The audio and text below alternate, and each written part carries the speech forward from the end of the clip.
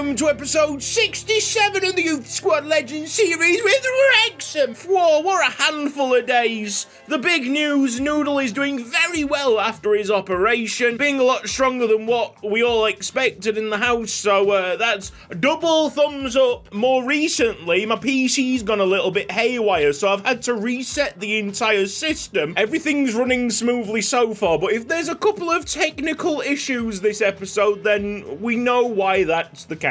I'll have just not put the settings correct. I think everything is sorted. Let's talk about the structure this episode, because I do want to go through the rest of the season here. We're at the end of February. I've got a live com the away trip to Fulham, first against second. It's a massive tie. Could decide who wins the league. But as for championship fixtures in March, Stoke City, Preston, Charlton, Bristol City, they can all have highlight packages. Swansea, Plymouth, Norwich, Sheffield Wednesday, Sunderland, Leicester, also probably going to be in a highlights package. It just depends if Wrexham can get into first place, and if they do, when are they going to win the title? Because I will be jumping straight back onto the live comms if that happens. So Fulham, for some reason, are able to field Gavin Leesley in a 4-1-4-1. That's absolutely not going to happen. A little bit of shithousery gets you a long way. Recalling Gavin Leesley has pushed his overall from 72 to 73. Whilst I'm on the Squad Hub page, Kieran Bamford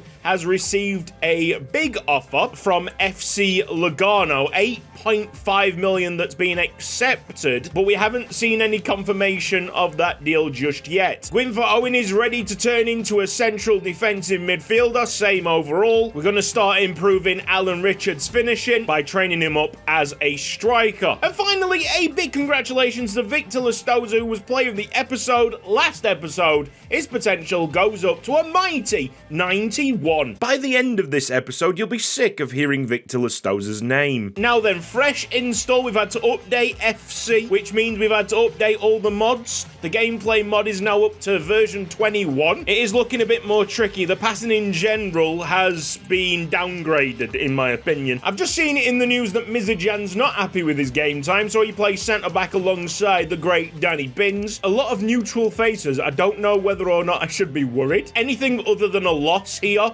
is good news for Wrexham. We're on the road to Craven Cottage in the capital. First against second. Potential title decider. I can't really see anything other than a home victory, because I'm not the biggest fan of this gameplay. I don't know if it's the gameplay mod or the recent update. I'm going to try and not make it all about that. I am struggling massively, but this could also be Fulham being very good and not giving us much room to manoeuvre and operate. Sandberg trying to go long. Sorindari's got the right touch there and passes tossing. No play across. Alan Richards steaming forward, desperate for the ball. Sandberg with a good press keeps the ball in play, but tossing straight there to deny Sorindari another chance. Ronto getting very narrow. It's a good job that he took that ball, or else he would have completely lost that side. He's done so well, but can't find Sorin. Even with the situation that we have here, there is a silver lining. Passing's worse. Agility on the bigger lads is certainly worse.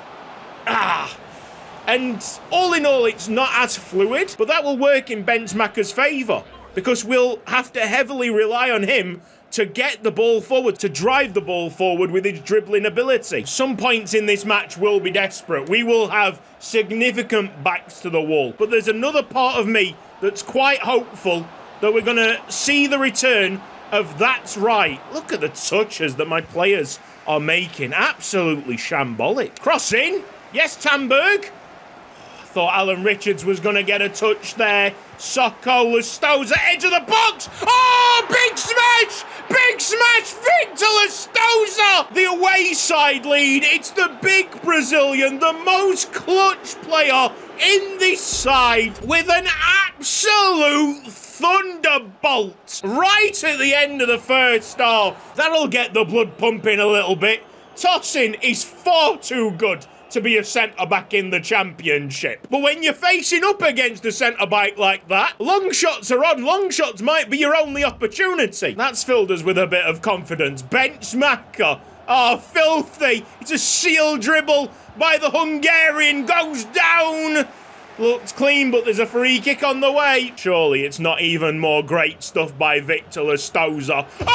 Oh, clips the top of the bar. Not gonna get an instant replay on that, but super close to a second. I might do the cheeky thing and shut this game up as a contest, quite honestly. Oh, Socko, win that header. Alan Richards, great strength. Don't know why he's playing it so far back.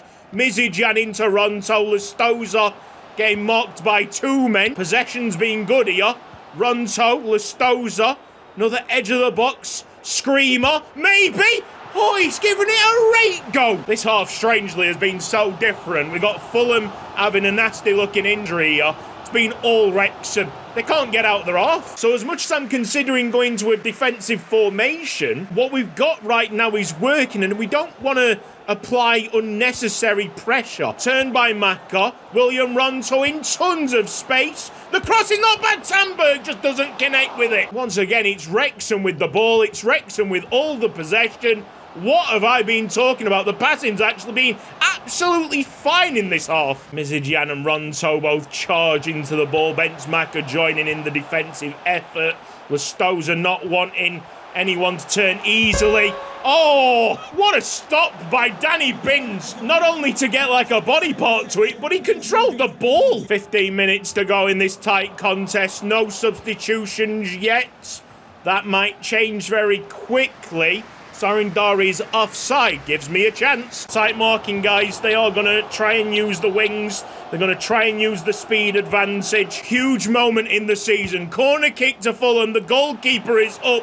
Sola gets a touch. Cesarini won't be the first man to the ball. Lukic denied by Lestoza. Cesarini just going to smash it. Won't go over the goalkeeper, but time is wasted. This is going to end 1-0. Victor Lestoza, once again the hero. Wrexham have won the big game. Not massive amounts of entertainment, but it's not like them away fans will be worried about that. I'm pretty sure this victory puts us top of the table. Well worth another look at that goal. Fulham pressing so hard, you can see the bodies flying to every player that had the ball. So Victor Lestoza, one touch, just had to pop it off, and it was a beauty. Give you a more aesthetically pleasing angle on this. Goalkeeper slightly off his line, which must have helped. Thank goodness we got past that minefield, because we got this run of what I would say are easier games where we can focus on improving our playing style in this new gameplay mod. Wrexham top 78 points. Goal difference is improving now, plus 35. It's mostly because of our great defence. Only conceded 24 so far in the season. That is so much better than everybody else in the league. And now to wrap up the rest of the season, I'll see you very shortly. Well, I wish I could wrap this up orderly, but because of someone, I can't do that. So before this inevitably becomes the Lestoza hype train, we're going to quickly run through the probable lineups of all the teams that we faced. Returns for Nino Vuk, Randolph Celestine, Felix Rosenberg and Tommy Jones, all of which pay fleeting visits, but you get to see a lot of this man. The elephant in the room was tackled during a messy encounter with Stoke. In an utterly flawless example of FC24, the first team lineup Wrexham wanted to field was reverted through no fault of their own, and at times the pitch looked like something from Space Invaders. Even so, version 21 of Anth James's gameplay mod would be the tipping point. I've showered praise on his previous creations, but this simply doesn't cut the mustard. It's absolute trash in my personal opinion. The passing has been nerfed to such an extent that forward progression is more by luck than judgment, and the iconic Wrexham press is easily our best chance of goal scoring. Alan Richards and Justin Bernard sealed up what should have been a convincing 4-0 thrashing in the second half with well-taken efforts, but underneath the gloss was an unenjoyable experience that needed removing. Thankfully, for a little bit extra on the modder's Patreon, you can get earlier versions of his gameplay mod, so after reinstalling installing version 20, we were back in business. A defensively sound Preston were undone by Victor Listow's stinging back post cross. Absolutely perfect for Zviro van Dinteren. The home side believed they'd rescued a point with less than 10 to go, but one outrageous free kick undid all that hard work. Victor Listowza hell-bent on making it to the Premier League. Seems like fate is with the Brazilian sensation as he opened up the scoring against Charlton with help from a massive deflection. To say that Victor was everywhere is an understatement. Felix Rosenberg, wearing the 8 for his new club, watched on in horror as his squad number counterpart lashed in his second of the game. The goalkeeper really should have done more. Gavin Leesley was sent off in his first assessment game.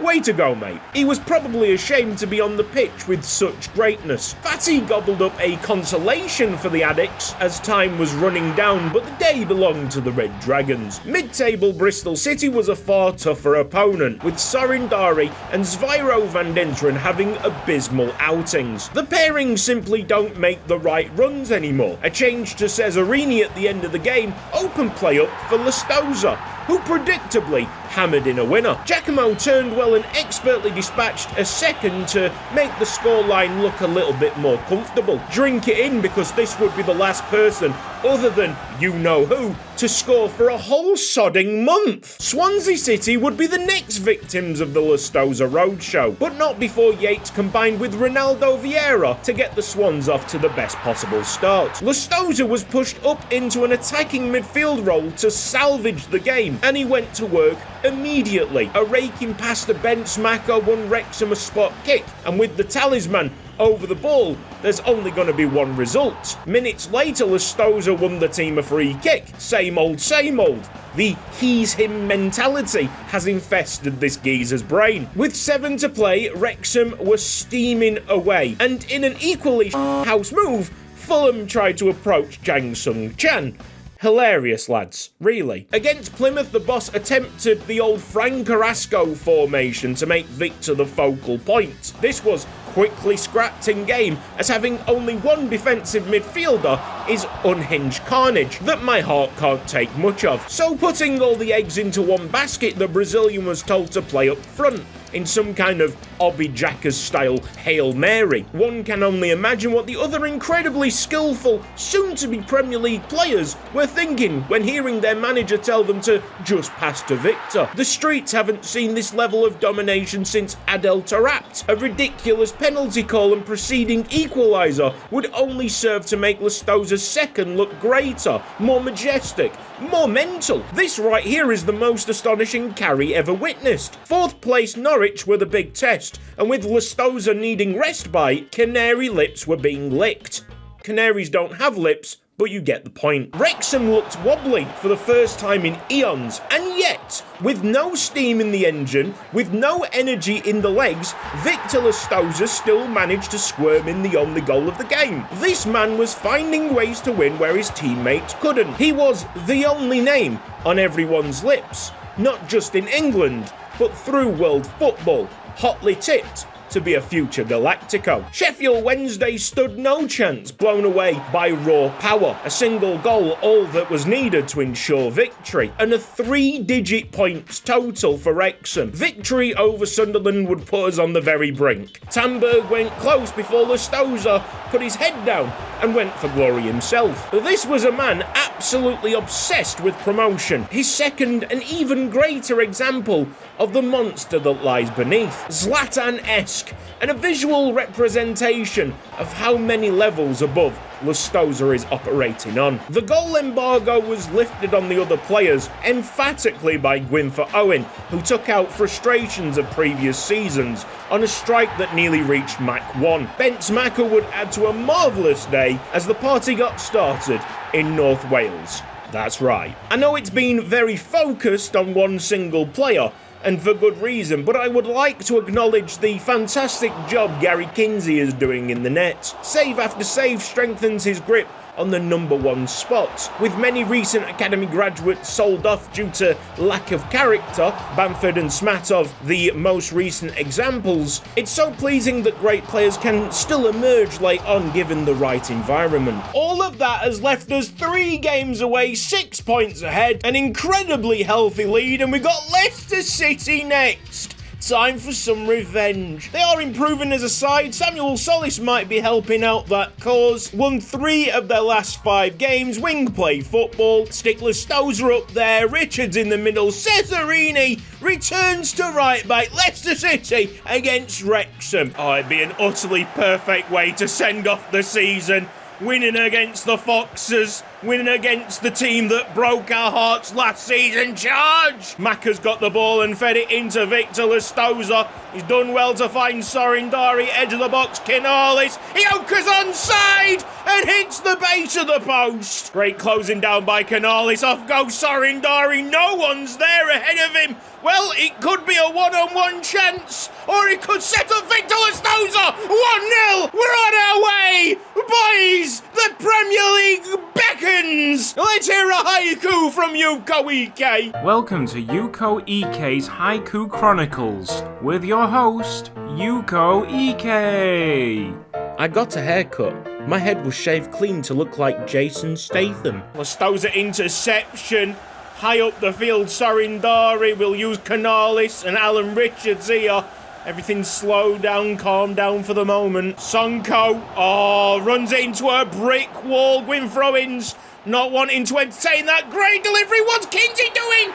It's got to be a penalty. Yellow card. Could have easily been a red. A rough moment for Gary Kinsey. Diving animation triggers the penalty. Guess it's time to bring on Tanner. Can he make a crucial penalty save? He normally does. It's Zubkov. Oh, we went the right side, but it's a perfectly placed penalty. Solid turn there by Benzemacher. Options. Only Sorindari. Well, there was a couple there, and they've all disappeared. It is Alexandros Kinalis. Who's it going to open up for? Sorin! Great save. Socko takes the corner kick. Benzemacher, who was the target. Behave. Socko again. Oh, there's Lestoza! He really wants to be the man for all occasions. Half-time 1-1. Solis has been tormented by Benz, but if you can't find the goals, it doesn't seem that way. Zubkov! That's a smashing goal. A draw is just as good as a victory at this point in time. Lestoza, I think, has gone a little bit too early. 1 goal sets us up for the big celebrations at home in the penultimate game. Solis is losing this from someone. Well done, Lestoza. It's clean. Now, can we do something with it? Tomoharu. Foul! Foul! It's got to be a foul! Surely not. Victor Lestoza. Oh, Dari! Yes! It's 2-2! Big goal! All we need to do is hold this. But I'm sure the team are willing to score a third, get another 3 points in the bag. Great save! TT! Ioka's gonna send in this corner. Oh, Sorindari! Almost. No interception by Cesarini, and he's got a chase on against Zubkov. Sola helping him. Should be a header away by Gwyn for Owen. Maka with time to clear. Lestoza does the sensible thing. Maka on to Gwyn for Owen. Lestoza free in the middle. Does he have the strength? Does he have the pace? Absolutely. Keeper's not coming out, but he still saves it. Tomoharu Ioka going to Keone Sola. My God, what is this keeper on? Absolutely unreal performance. Sola might have seen a foul there. Referee's not blown his whistle. We've got seconds left. A great point. Oh, Maka's been absolutely on it against Solis. That's going to be full time. Come on. Southampton beat Ipswich by 4-0. So we move on to the next match. If we win at home with our adoring fans cheering us on, we are champions, promoted to the Premier League. To be honest, the promotion's probably guaranteed at this point anyway. It's a beautiful fixture. 21st place Portsmouth. I wonder if they've got Eugenio Vera still. Yep, the captain, central attacking midfield. Unfortunately, the rest of the team are not as good as him. They've lost 4 of the last 5. This is it, folks. Win the match, win the league. It's that simple. Wrexham against Portsmouth. Can't be taking Portsmouth for granted. Vera is too much of a tricky customer. Maka has not fouled there. This is a massive opportunity. A gift. It's Ben's Maka. That is right. He might not be the star of the show anymore, but he might have scored the most important goal of our season. It's an outrageous press. Ioka finds Richards. Victor Lestosa in acres, mate. 2-0 Wrexham after 8 minutes. Get the champagne popping. We can't take the foot off the pedal because Vera could quickly damage. He is such an outrageous player. His through ball, easy for Kinsey. We've been absolutely fantastic this season.